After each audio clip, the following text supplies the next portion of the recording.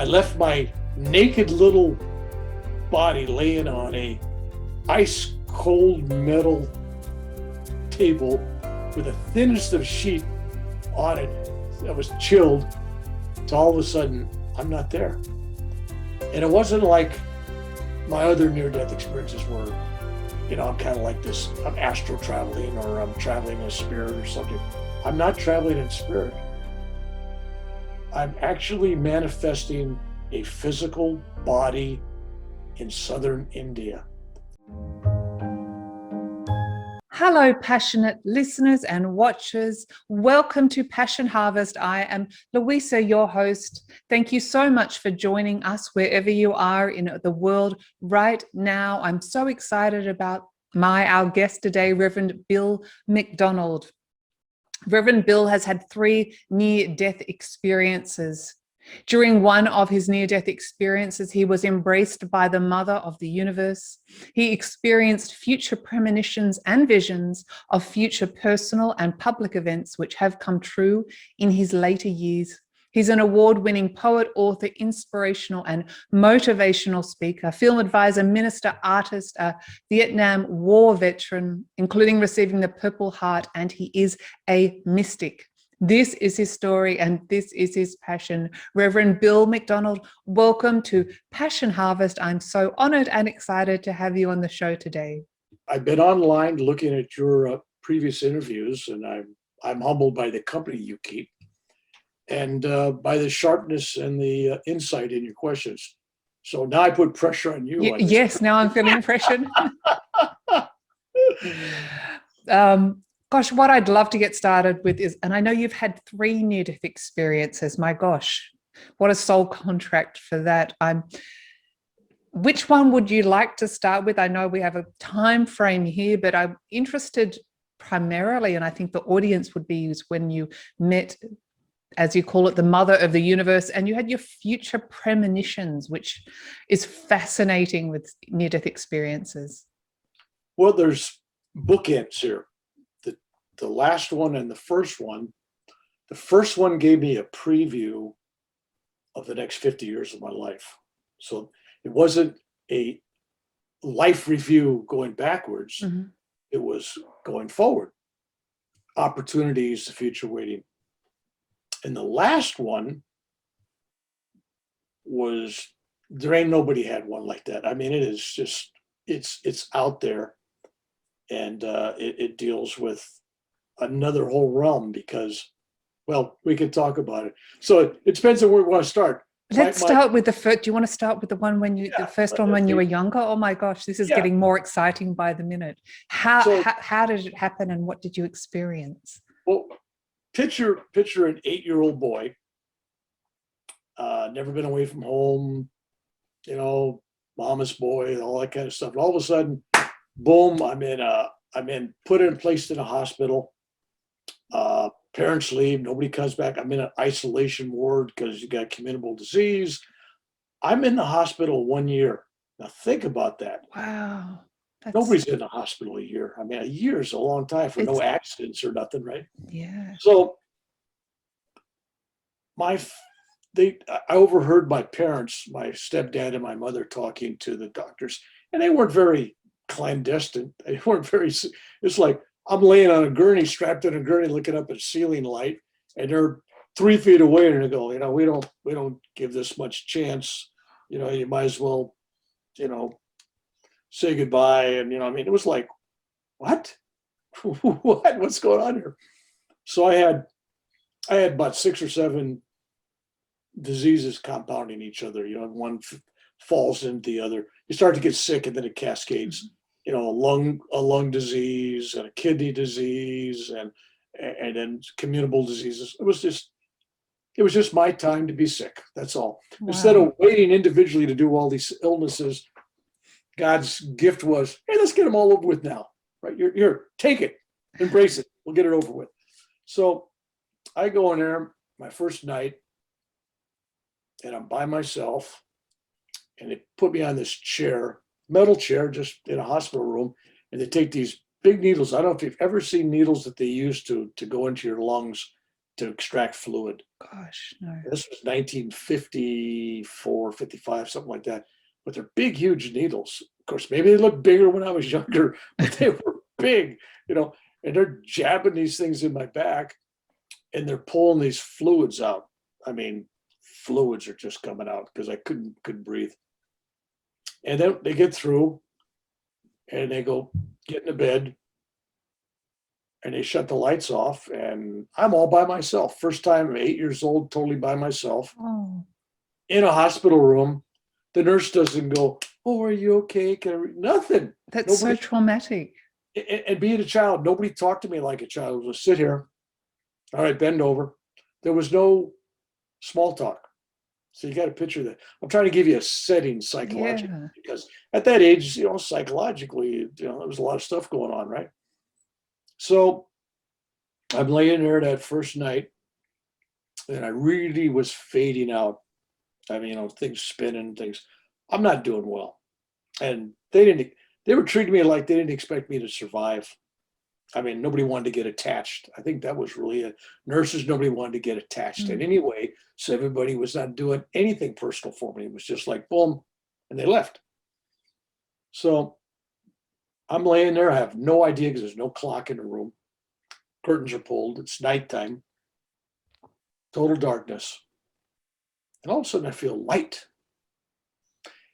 And there's a pun intended. Not only did I feel lightweight, but I felt the light. Right. I mean, it's like, people, what do you mean you felt light? Yeah, you could feel light. I mean, 8 years old, I felt light. I mean, I could feel these rays. The room started lighting up, and next thing you know, I'm not laying in the bed. I'm kind of sitting up, and I look down. It's even a dark room, but it's getting lighter. And I look down and I see the body of me. And even at that age, I'm looking at him saying, "That's the body, but that's not me because I'm sitting up." Right? It's like a quick deduction. Yeah, that's not me. I'm sitting up. Here I am. And then there's like clouds. It's like, but it's bright. It's bright. Should have had dark glasses on. It was blinding, but it wasn't blinding.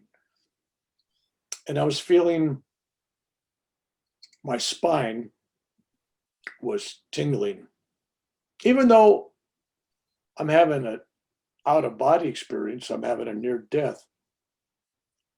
That soul, even the soul, felt like I was having a vibration, and where the spine would be. Because it doesn't make any sense me telling it now, because it's like, well, you don't have. I mean, it's not a physical body, but it kind of felt like there was energy in the spirit. Whether that was real, imagined, I don't know. And you might have still associated with your physical body as well, the etheric body. So, but it was like, wow, there was energy in that. The spirit had energy and vibration. Yeah. So all I could say was a vibration. And then there was this array of visions of scenes, like somebody showing movies for a long extended period of my life. It's like, I knew it was my life. It wasn't like I'm looking at it for whatever reason. Nobody says, this is your life. This is your life coming up. No, it was like, I knew that was my life if I went certain directions. I mean, there's always a freedom to change, willpower and all that stuff, but pretty much it was lay it out. And as those things, I saw my wife to be, I mean, 8 years old, right? I met her in high school. And, You saw her face? Yeah. Or felt her resonance of some sort? What would she look like in high school? Wow. So I met her. I go, yeah, I married this lady. It's just that actually we're still married, by the way. Okay. We met each other at 14. She doesn't remember. I didn't remember meeting you. Yeah, I saw you. But we were in class together in the senior year, but I knew of her.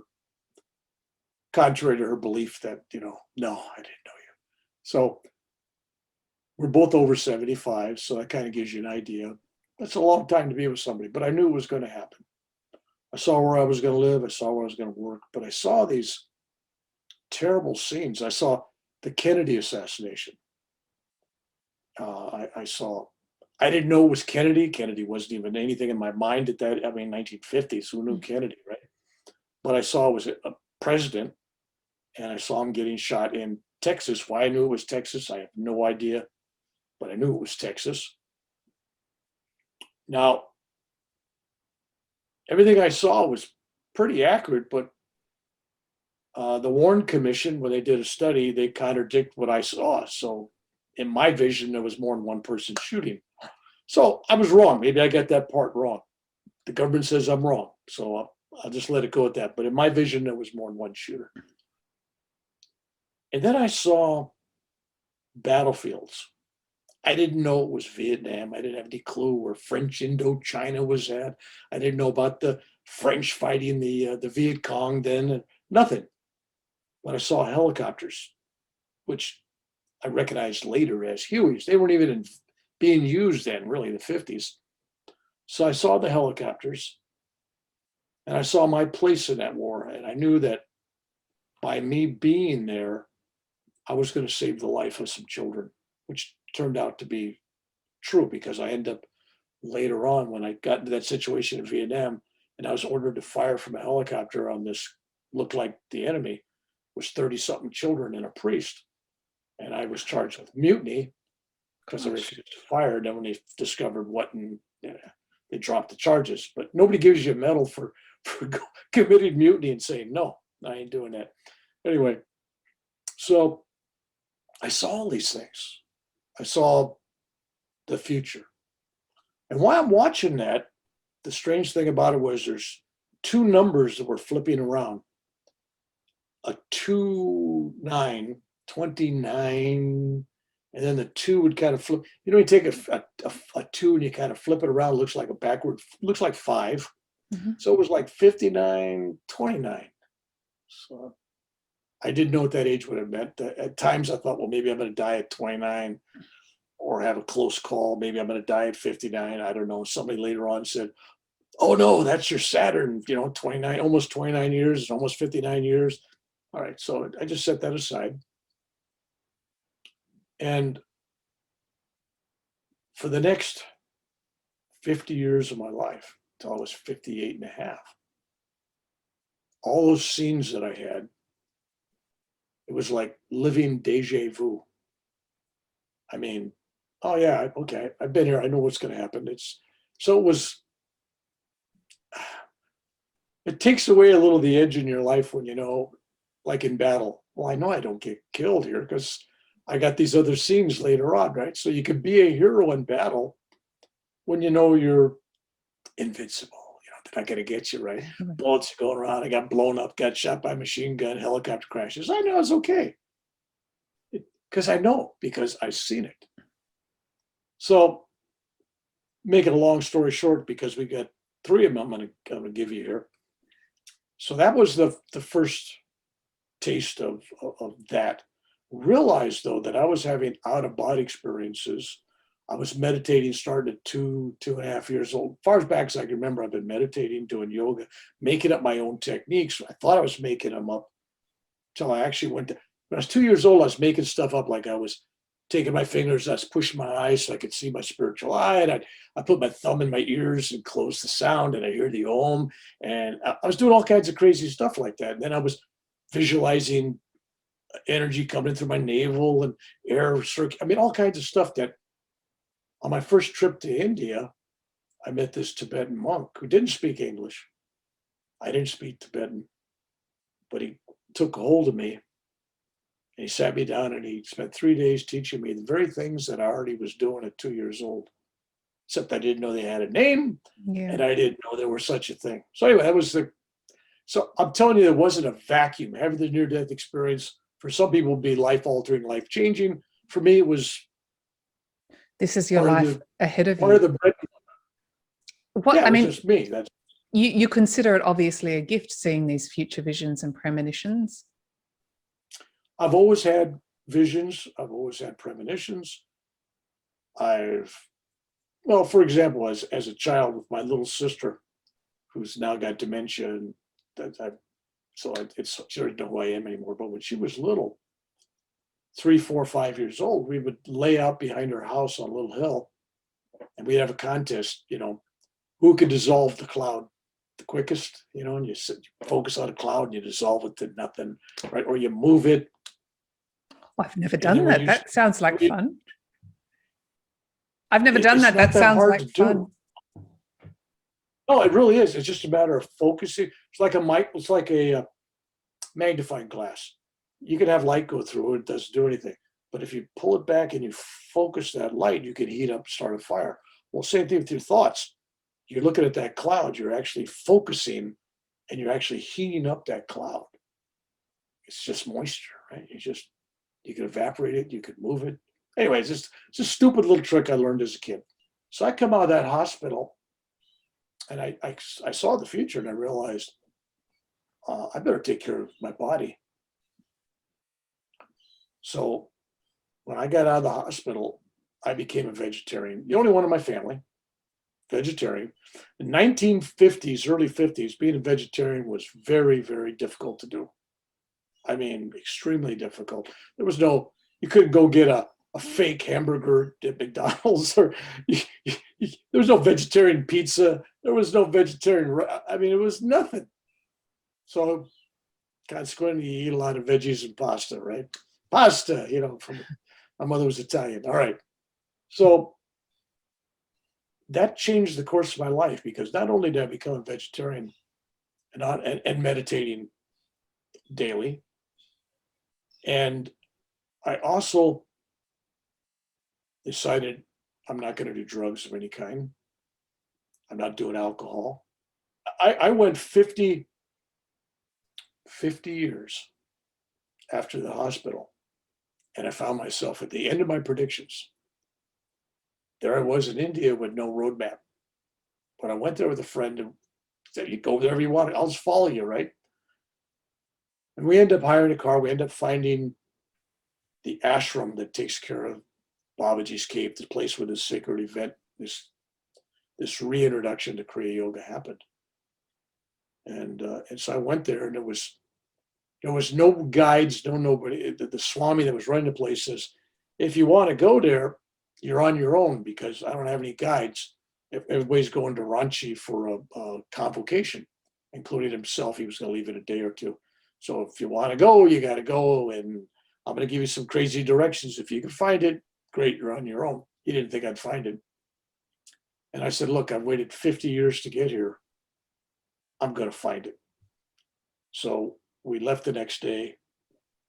Our driver followed the instructions were go down the road about 35, 40 miles, maybe 28 miles. I didn't know. But eventually you'll see a road, not the first road, maybe the third, maybe the second. Take it to the left and then go down that road till it ends. So we go down, I go, okay, go here, go there. We pulled off the road and we found that all the signage and all the trails were gone.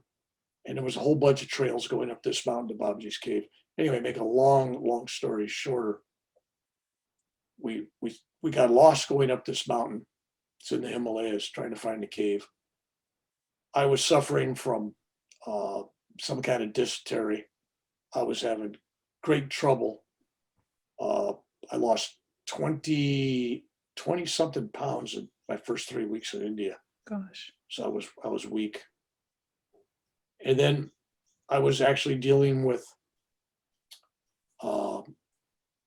epilepsy. So I was having these seizures. So I was having like a half seizure walking up that mountain. And then my heart was going. And one of 12 major heart attacks I had. My gosh. Okay. Anyway, so I'm wow. going up the hill. We finally make it to the top. We find there's a temple there. We go in there and we meditate. But I'm exhausted. I go into the Babaji's cave. And when I go in there, I got this typed list, printed list off my computer, both sides, Tenadisha, small print. Every name of everybody I ever met, army buddies, high school friends, enemies, old bosses, family, strangers. The hitchhiker I picked up in 1990, I had stuff like that written there. I figured God knows who they are. But I had all these people on there, named or unnamed. And my idea was, I'm going to Babaji's cave and I'm going to meditate and I'm going to read these names and ask for a blessing for all these people that have crossed my path. There was like pages of these. I later took that when I finished the end of that little thing.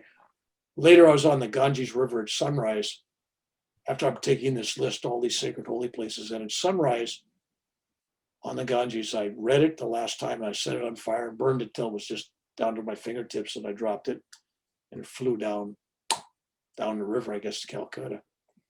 And so that was my mood. But while I was in the cave meditating, it was just beautiful. I was feeling my heart just going crazy and I was dizzy. So we left there and I got lost again trying to find, and we ended up totally out of the way. And I'm standing on a cliff, 30-foot cliff. And it wasn't sheer drop. It kind of went. So when I did become unconscious and I did fall, gracefully, I was able to bounce 2 or 3 times before I landed on a boulder, looking up at the sky. And I'm looking up at the sky. And then I notice the sky's getting closer. It's like, what?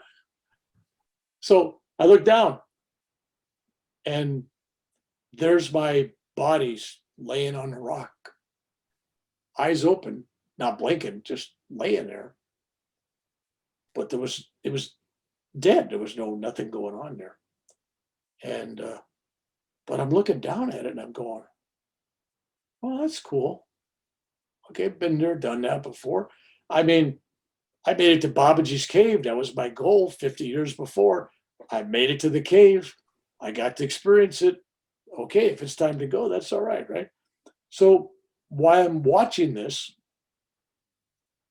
I look down and there's a very large cobra. I don't think there's anything shorter than a large cobra. They're all large, right? Gosh. Large cobra. So this large cobra is slithering across my ankles and my feet. And it was like a defibrillator going to my heart and spine. It was like, boom. And I jumped up and I tried to grab the snake, not from a threat or fear, but pure love.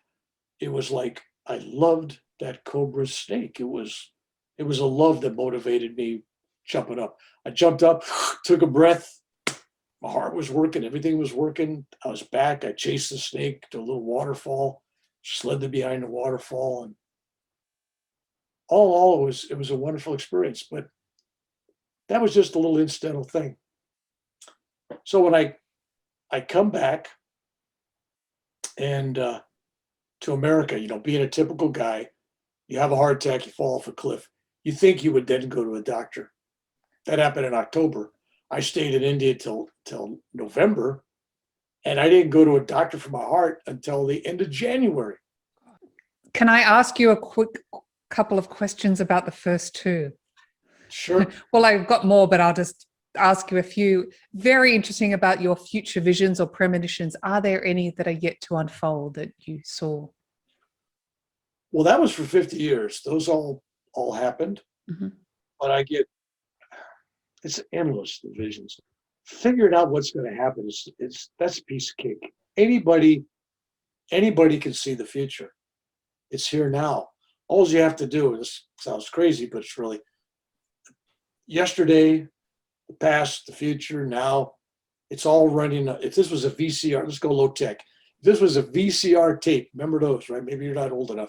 VCR, yes, I am, but thank you for the compliment. Okay. A blockbuster, right? If you brought a video home and you put it in the machine and it was in the middle, the guy didn't rewind it. You go, well, how come this guy's going to jail? How come his wife left him? What's going on? Because you didn't see the beginning, but you didn't also see the end where everything works out, right? So life is like a VCR tape. It's already there. It's just a matter of sliding to take a look at it.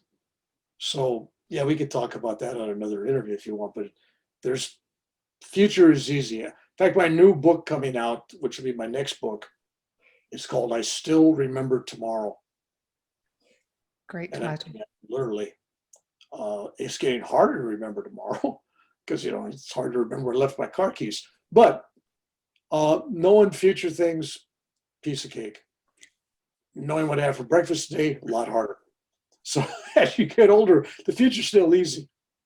So, Anyway, I mean, if you can remember the past, you can remember the future because it's already occurred.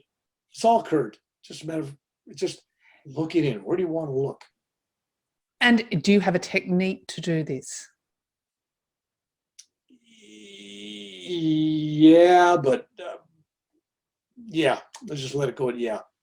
Okay. A lot of things I do, like I've been accused of being a healer. I tell people, no, God is a healer. I don't heal. But there's techniques and things that I've self-discovered that work. And I'm finding out that things I think I self-discovered when I was young, I find out, oh, that's the theory behind that. That's why that works.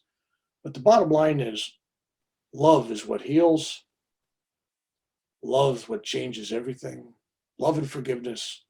Without those, all techniques in the world aren't going to do you any good.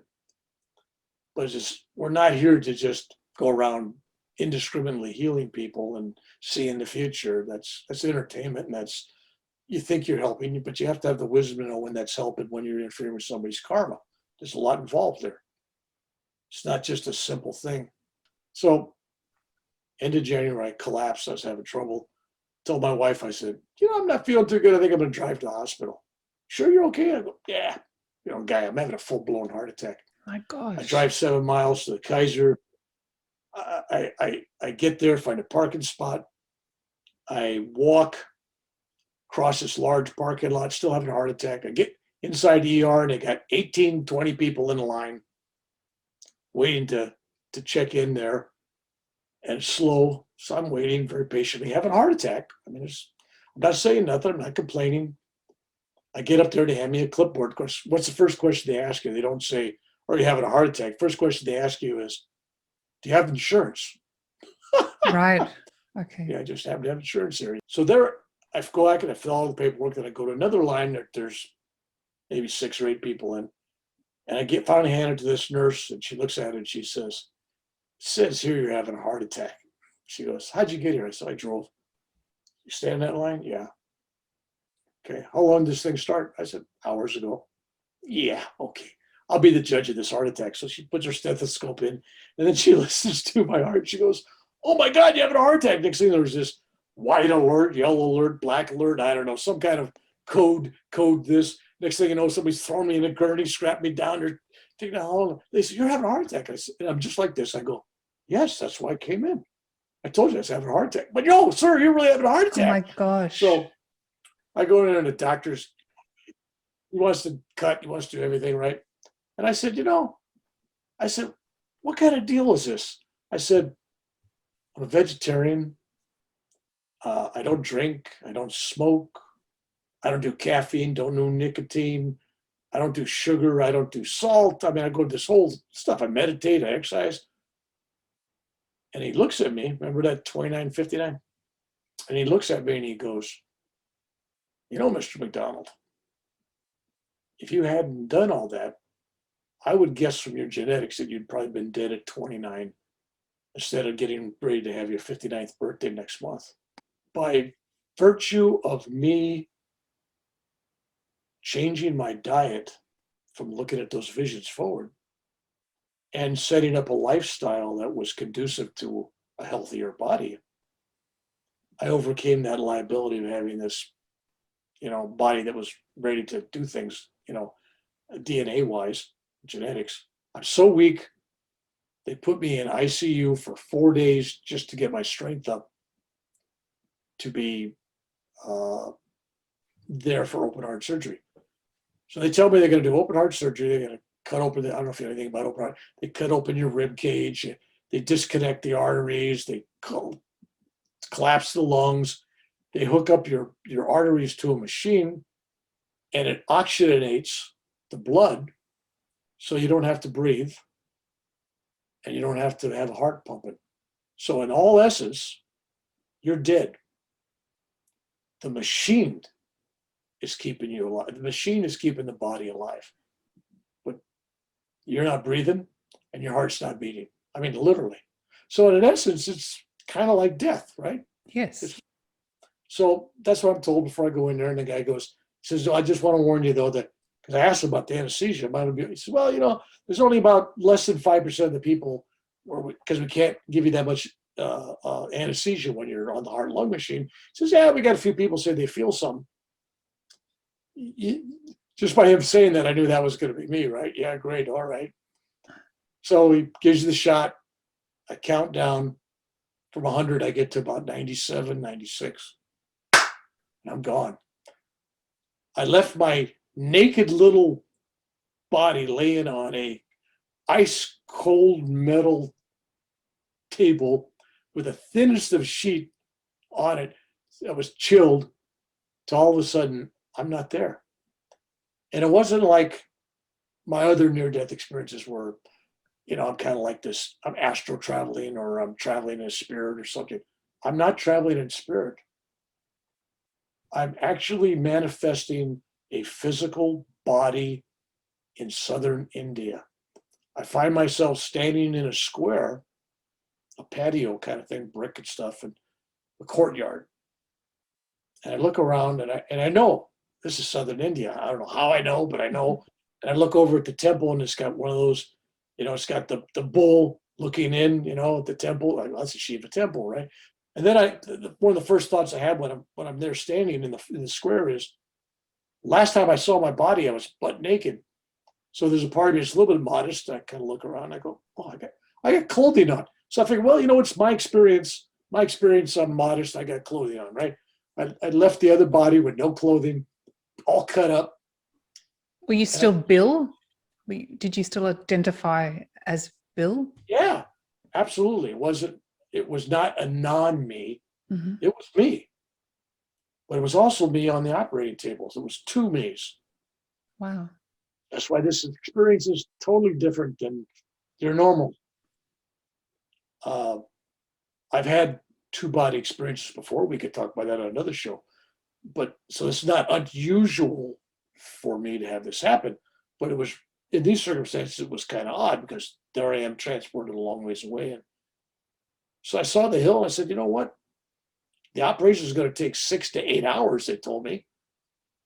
I might as well walk up this hill, right? What else am I doing, right? So I walk up the hill. And when I get to the top, it wasn't a mountain. It was like a hill. And I get to the top, and there's some tree stumps and a log laying down and some rocks. And there's a sacred fire going. And there's all these guys with these crazy hairdos, they look like they're all from Jamaica, weird stuff, weird beards. And I knew, well, this must be the rishis, right? They're waiting for me. So I walk in, no big fanfare. No high five. I sit down on a rock, and I don't ask a single question. I just sit down on a rock. And they're standing with the group off to the side with his arms folded. It's the guru that I was introducing when I was going around India, Gurdjieff. And he's standing there with his arms folded. He's looking at me, and he goes, "Here, you can skip a few beats, but don't give up heart." He kept saying that to me. And I'm going, what? Because when I'm having this experience, in all honesty, there was a part of me that said, if I go, it's okay. Because physically, it was very painful for me. It was not a good thing. I was having some problems. And then I look up, remember those clouds on that first experience I had? Mm-hmm. Clouds in the hospital room? Well, there's these clouds, and from these clouds and this light is the softest, most feminine voice.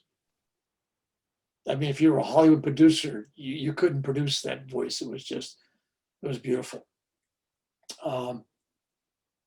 Sacred, Sensual would be a bad word because I don't mean it like that, but it was just like an angel's voice. She had this divine being had to be Irish. That's what I said. Had to be Irish. Anyway, so the voice goes, Bill, give up your heart. Stop breathing. Go. You don't owe anybody anything. You've done everything you're supposed to do. You don't have to help anybody anymore. You don't owe anybody anything. I promise you peace, bliss, joy, rest. That's it. Just come with me. And so the guru's standing there and goes, yeah, being backward, don't, skip a few beats, don't give apart, right? And he goes, and I go, well, what do you got to offer? And he goes, more pain, greater pain than you've ever had before. I go, what? He says, more pain, more suffering, because all your life when you had real great pain, you overcame it, you blissed out, you didn't have to deal with it, just vanishes. That's not going to happen anymore. I'm going to make sure that you would endure your pain so you can teach other people how they could get rid of that pain. You'll have to learn how to do that. I'm going, well, that sounds really great, but there's peace, bliss, joy, and you're promising more pain. So that wasn't enough. So then he kind of does this, and on those clouds, that light, that clouds, there's this panorama. So there's not scenes of things.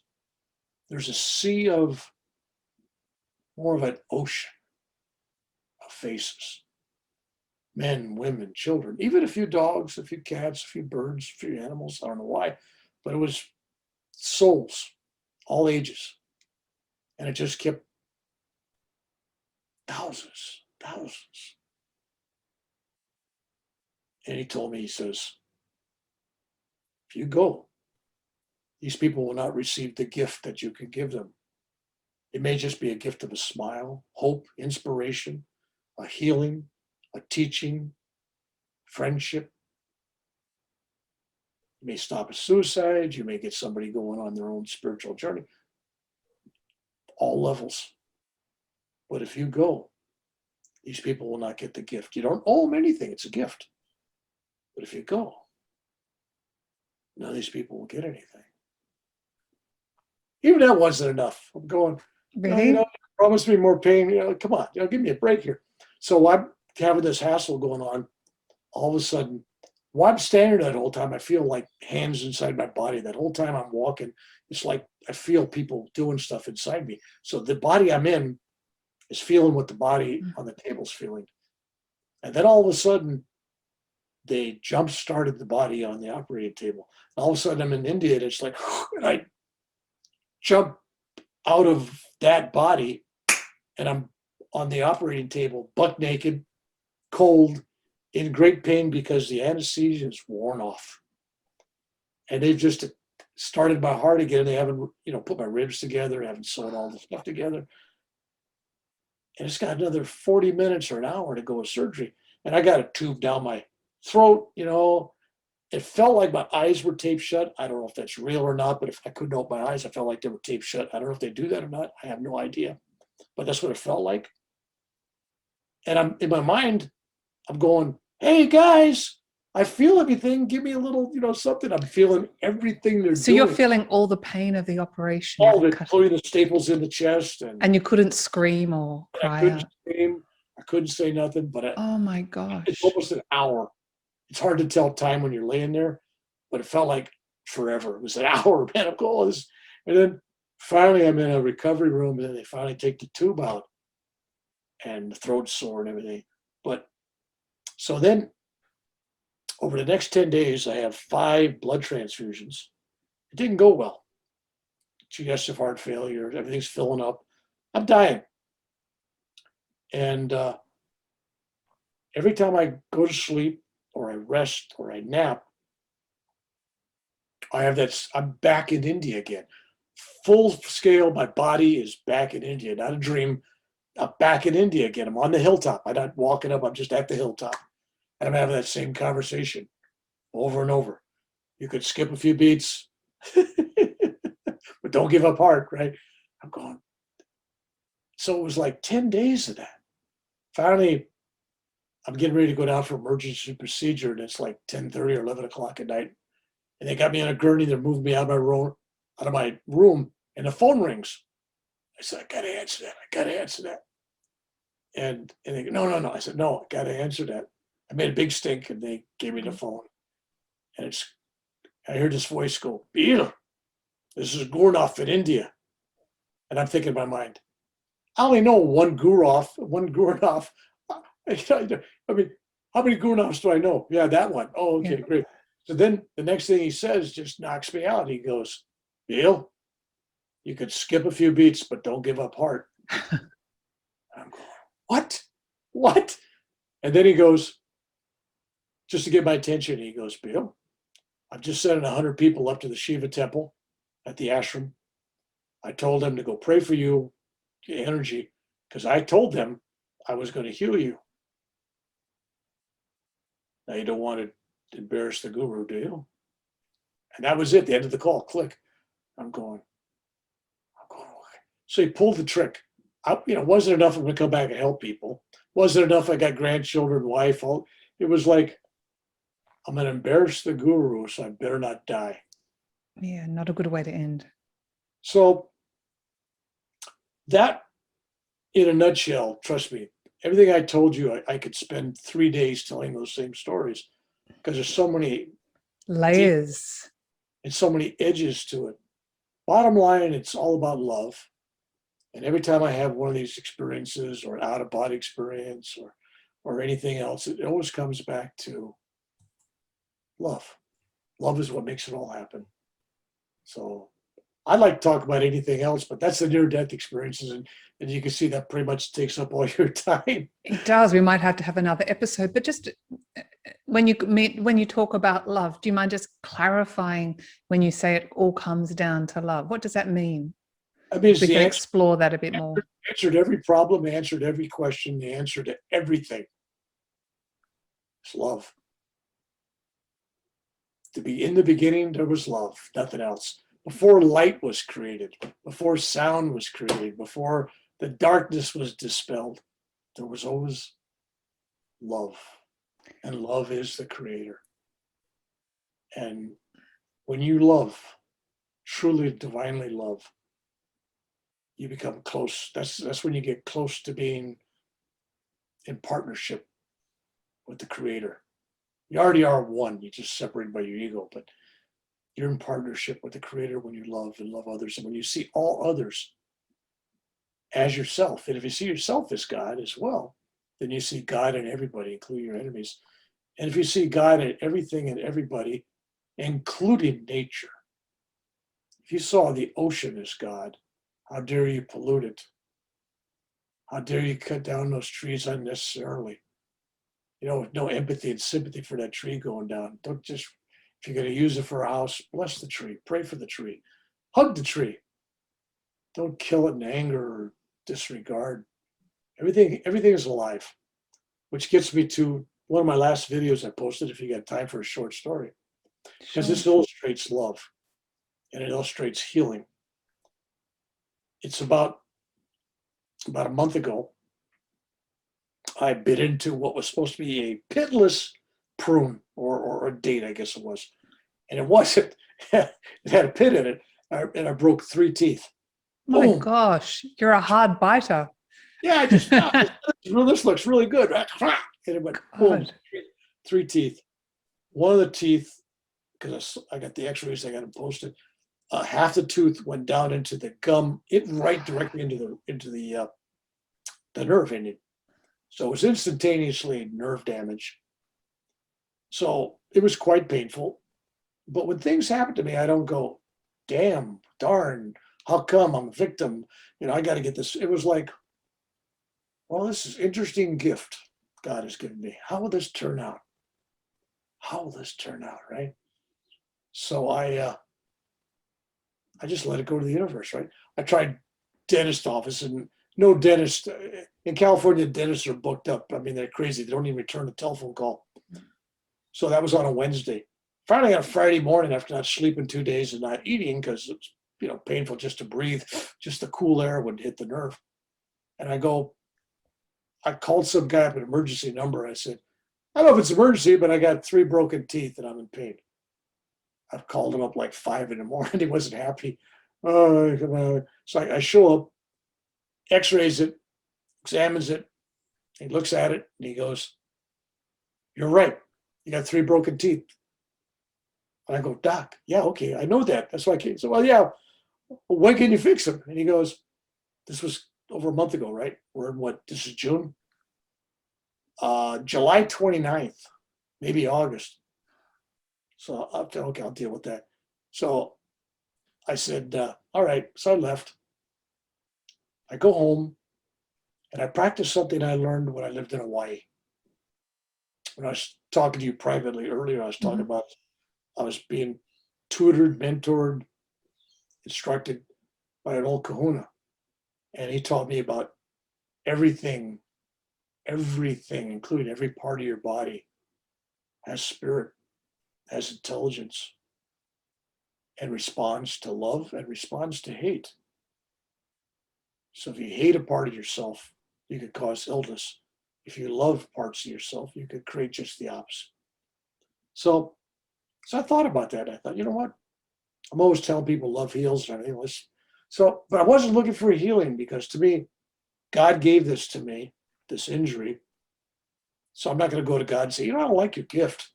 You gifted me this, but I don't want it. Can we exchange it for something different? It's like, no, you gave it to me. I'll handle it. But I felt sorry for my teeth.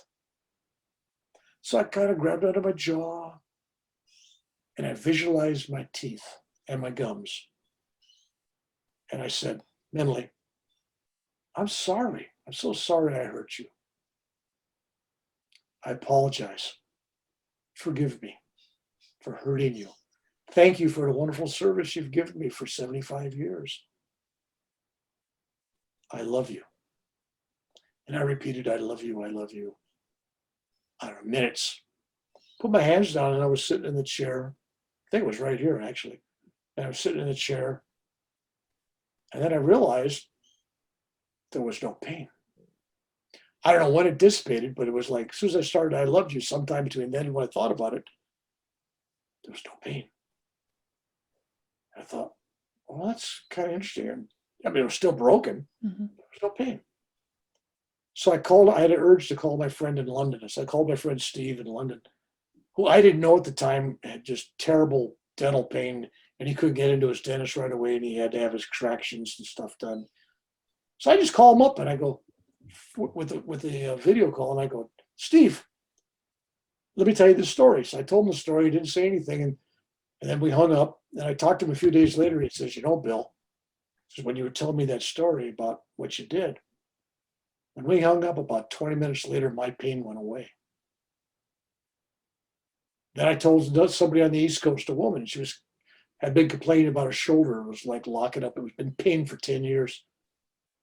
After I hung up on her, a couple hours later, it was half gone. So it's just one thing after another on this whole thing, including getting appointments, getting it done when I was supposed to go in. It was supposed to be a couple of root canals and maybe pull a couple of teeth out. None of that happened. It was fixed in an hour. Boom, no big deal. No, not even a crown, just fixed. Anyway, so I did there's a lot more involved. Neat stuff happened, money and everything else.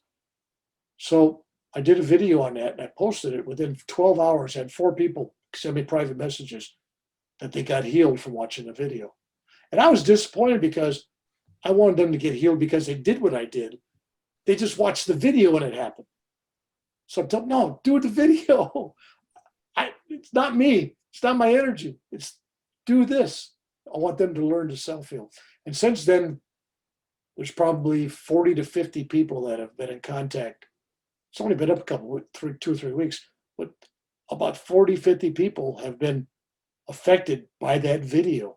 So by me breaking my teeth and going through that pain, it's inspired others and will continue to do so as long as it's on the internet and as long as people want to hear the story. So love conquered pain, even though I did not ask for any healing.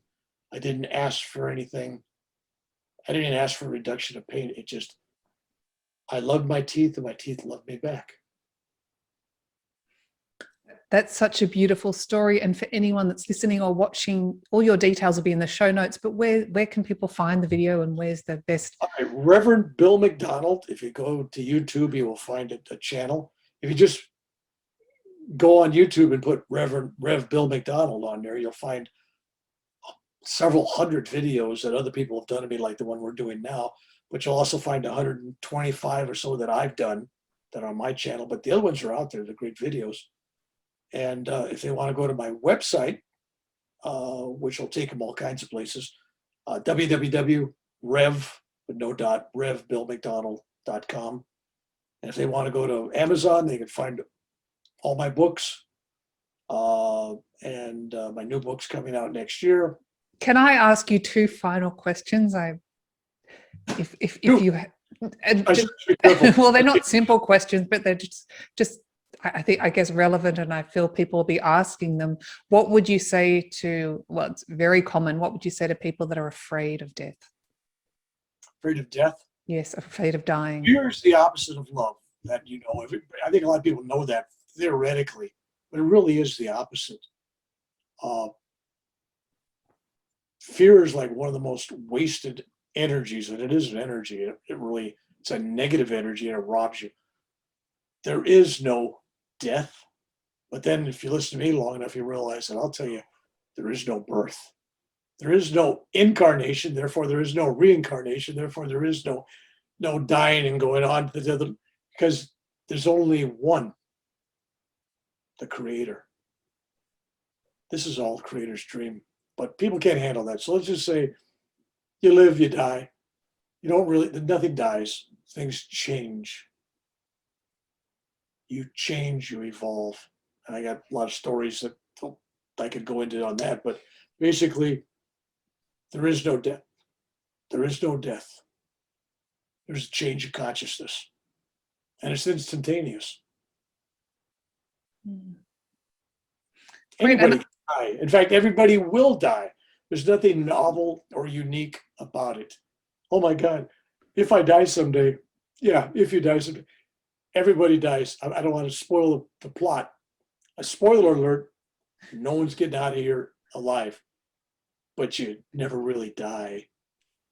But who wants this? My body's not the same as it was when I was 21 years old. Go on, you're a 75-year-old guy. I imagine the next 15 years is even going to get older if I live that long. The reward for living longer is you get to live longer, but your body is not getting any rewards. No. So, so death, where is thy sting? We are eternal beings. Yeah, it's just an ongoing process. It's just from here to there. And my final question, I get this asked a lot, I'm sure you do as well, but why are we here? Why do we incarnate into our humanness?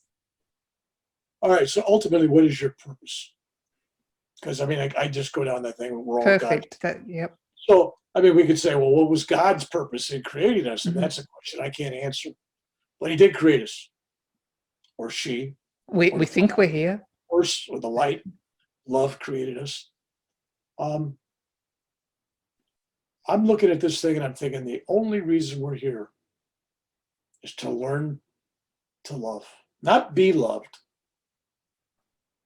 but to love. And to love, that means you forgive, you serve, you give, you extend yourself, you expand your consciousness to include others and their welfare. And whatever level you do that, I don't care if you're a veterinarian, a police officer, a military person, a teacher, a mother,